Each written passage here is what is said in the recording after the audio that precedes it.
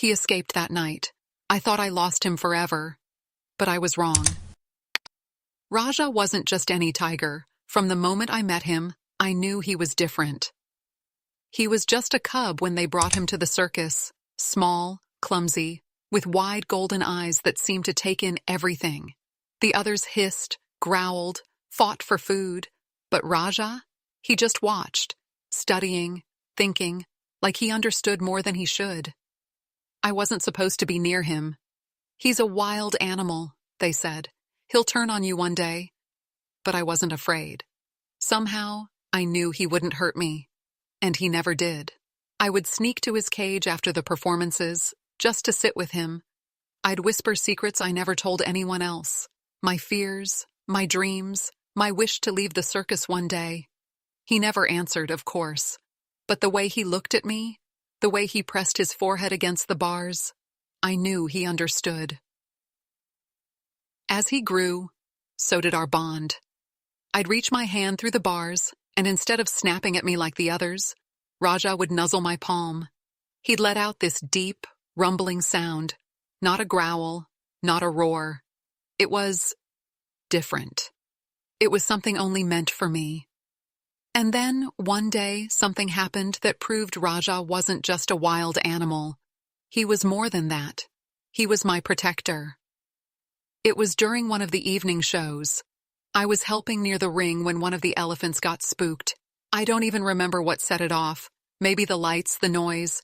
But suddenly, it was charging, right at me. I froze. I couldn't move.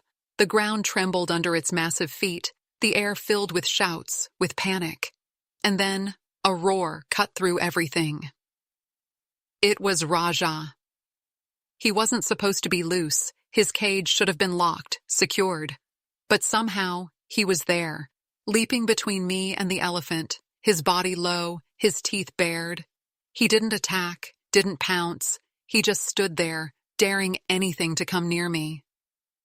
The elephant stopped, just like that. It backed away, the danger passed, and when I turned to Raja, he wasn't looking at the elephant anymore. He was looking at me. That's when I knew he wasn't just a tiger. He was my friend. But the circus wasn't a place for friendship. It was a place for control, for power, for fear. Raja was strong, but strength meant nothing when you were in a cage. He did as they commanded, jumped through hoops, balanced on pedestals, let the crowds roar with excitement, but I could see it in his eyes. He hated every second of it. The handlers were harsh. If he hesitated, the whip cracked. If he refused, they punished him. I tried to stop them once, grabbed a trainer's arm before he could strike. He shoved me aside like I was nothing. He's an animal, they told me. He needs to learn. But Raja wasn't just an animal, and he had learned. He had learned that no matter what he did, no matter how well he performed, the cage always closed at the end of the night. I would sit with him when no one was looking, pressing my fingers through the bars. "I'm sorry," I'd whisper. "I wish I could help you." He would just stare at me, unblinking, and for the first time, I started to wonder if he blamed me, if he thought I was just like them. Then, one night, everything changed. The storm rolled in fast, dark clouds swallowing the moon. Thunder rattled the metal cages, the wind tearing at the tents. The animals were restless, frightened, and so was I. The rain started just as the last show ended. I was supposed to be in my tent, but something pulled me toward the cages, toward Raja. I found him pacing, muscles tense, ears flat against his head. He wasn't scared. He was waiting. Then a shout rang out across the camp. Someone was running. More shouts followed. Panic spread like wildfire. I turned toward the noise just in time to hear the words that would change everything. "The tiger! He's loose!"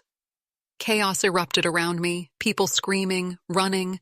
The storm raged above, lightning slicing through the sky, illuminating the rain-soaked tents. And in the middle of it all, Raja, free. I don't know how it happened. Maybe the storm weakened the locks. Maybe he had been working at it for days, waiting for the right moment. But there he was, standing just outside his broken cage, his massive form silhouetted against the flashes of light. For a moment, everything went still, just me and him, staring at each other through the downpour. His fur was soaked, his muscles tensed, ready to run. But he didn't move, not yet. Then, the crack of a rifle shattered the silence. Raja flinched, his ears flicking toward the sound. The handlers were coming. Guns, ropes, nets. They weren't going to let him go, not alive. "Run!" The word burst from my lips before I could stop it. I didn't know if he understood. I didn't even know if he was listening. But then, as another shot rang out, Raja turned. He bolted, powerful legs kicking up mud as he disappeared into the storm. The handlers gave chase, their shouts swallowed by the howling wind. I wanted to follow. I wanted to stop them. But all I could do was watch as the only real friend I ever had vanished into the darkness. I didn't know if he'd make it. I didn't know if they'd catch him. But I knew one thing for sure. Raja was never coming back. The next morning, the circus was different, quieter. The kind of silence that comes after a storm, when the world is trying to put itself back together. Raja was gone. The handlers had searched all night, following his tracks through the mud, into the trees, but the rain had washed them away. Some said he wouldn't last a day in the wild. Others swore he'd be hunted down before the week was over. I didn't say anything. I just kept listening, waiting for some sign that he was still out there. Days passed, then weeks.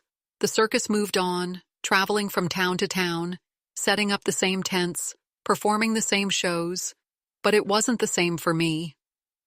Every night I found myself looking toward the trees, toward the darkness beyond the circus lights, wondering, hoping.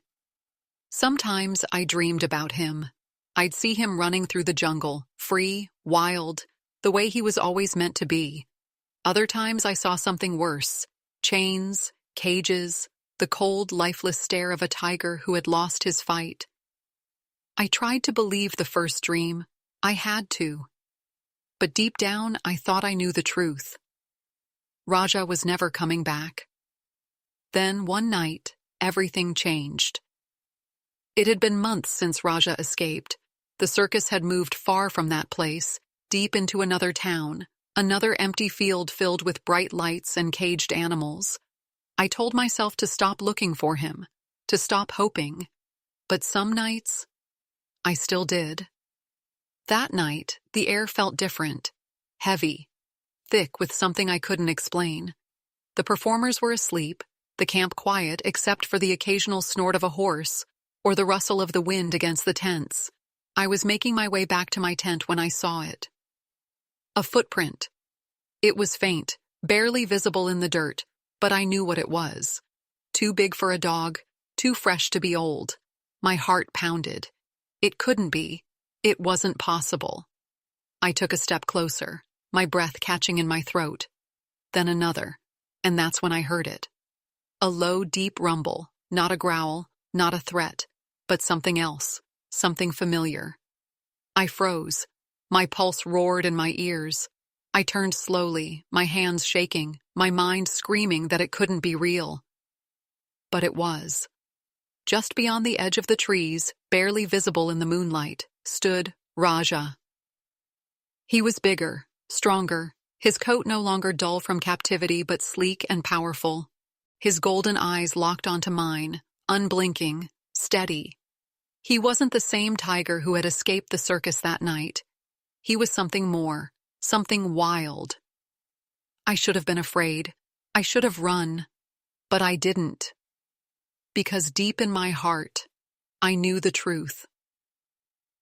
Raja hadn't come back for the circus. He had come back for me. For a long moment, neither of us moved. The world around us faded. The circus, the tents, the distant sound of animals shifting in their cages. It was just me and him, standing there in the quiet, like no time had passed at all. I wanted to speak, to call his name, but the words caught in my throat. What could I even say? That I had missed him? That I had dreamed of this moment? That I was afraid it wasn't real? But then Raja moved. Slowly, carefully, he stepped forward, his massive paws silent against the earth. He didn't bare his teeth, didn't growl, didn't act like the wild predator everyone had feared he would become. He just lowered his head and nudged me. A deep, rumbling sound filled the space between us. That sound, the same one he made when we were younger, when he would press his forehead against the bars of his cage, when he used to trust me. Tears stung my eyes as I reached out, my fingers trembling. And just like before, just like he always had, he let me touch him. My hand slid over his fur, no longer rough and dull, but smooth and strong. He had changed. He had grown. He was free. And yet, he had come back. I let out a shaky breath, resting my forehead against his. "You found me," I whispered. For the first time in months, I didn't feel lost. I didn't feel alone. Raja was here. But as I stood there, feeling the warmth of his presence, a new thought crept into my mind. Why? Why had he come back? And more importantly, what was I supposed to do now? I wanted to stay like that forever, just me and Raja, away from the circus, away from everything. But I knew it couldn't last. The circus wasn't quiet for long. A distant clang of metal, the shuffle of footsteps, someone was awake. If they saw him, if they realized he was here, I didn't want to think about what would happen. Raja must have sensed it too. His ears flicked, his body tensed. He stepped back, his golden eyes scanning the camp, then shifting back to me. He was waiting, expecting me to do something. I swallowed hard. "You have to go," I whispered, but the words felt like knives on my tongue. He had come all this way. He had found me. And now I was telling him to leave? Raja didn't move. He just stared at me, unblinking, unshaken, like he was telling me something without words. "Come with me." My heart pounded. The idea was impossible, ridiculous. Where would I even go? I had lived in this circus my whole life. It was all I knew. But then, so had Raja. And he had escaped. He had found something better. Something free. Another sound, closer this time.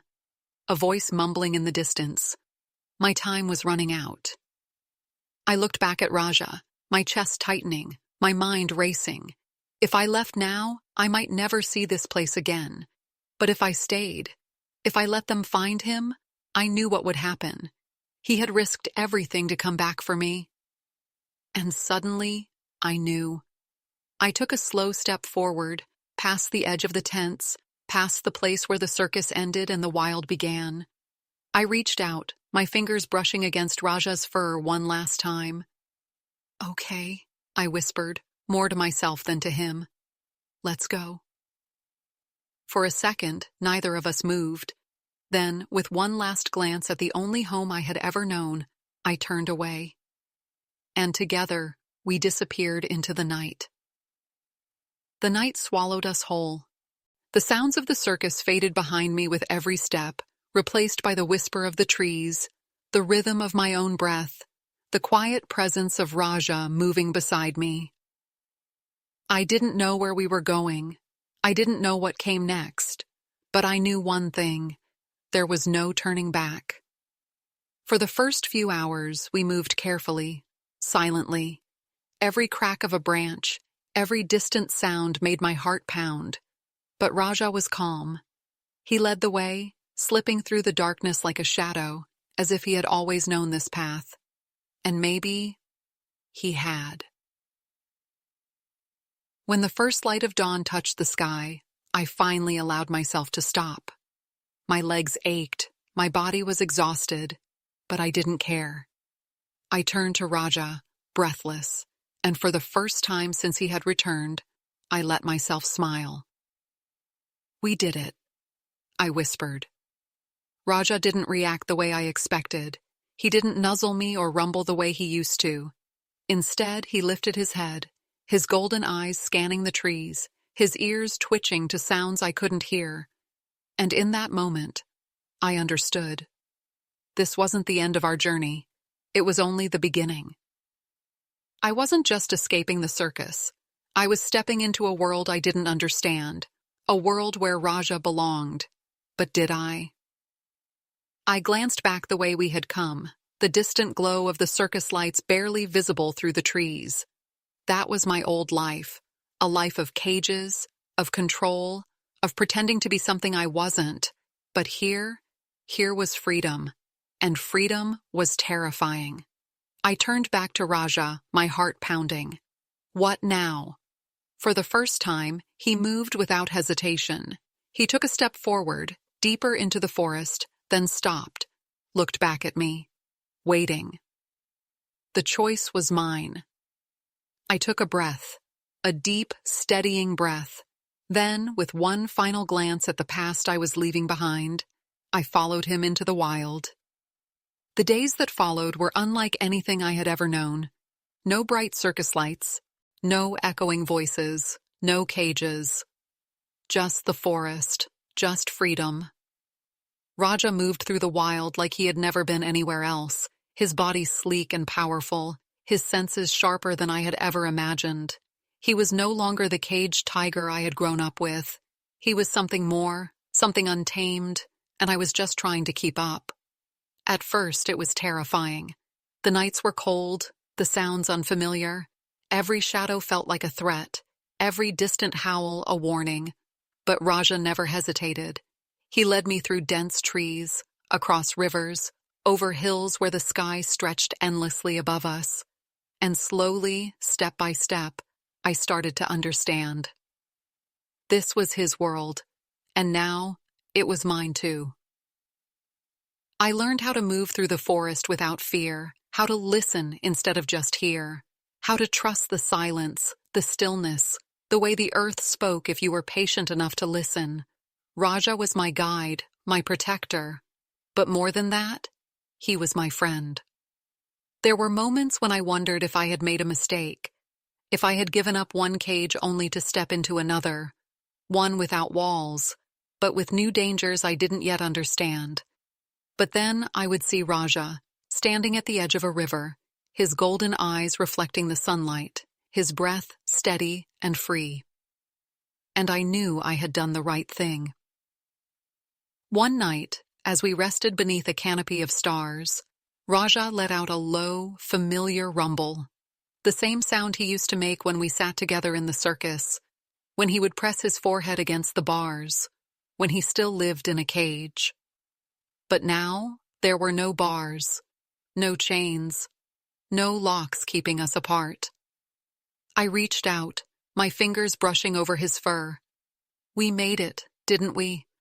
I whispered. Raja didn't answer. He didn't have to. Because for the first time in both of our lives, we were finally where we belonged.